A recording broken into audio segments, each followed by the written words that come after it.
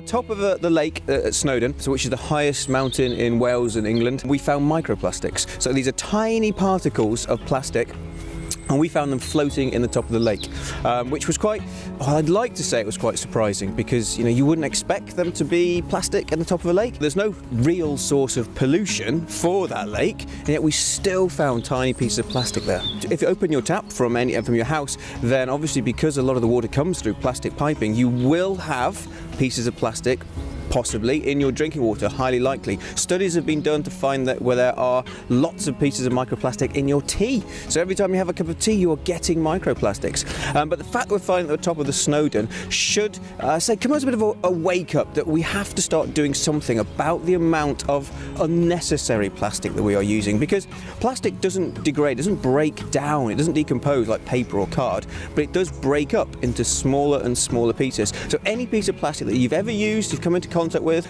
it's still out there somewhere as a piece of plastic. And most of the actual analysis, or all the analysis, was done by a group of my students, my research students. So these were undergraduate and postgraduate students from the Bangor Wetlands group. It's a brilliant, brilliant product, plastic, but it should be looked at as a resource, and like all resources, we should use it wisely and we shouldn't waste it. And unfortunately, that's what we're doing with a lot of plastic.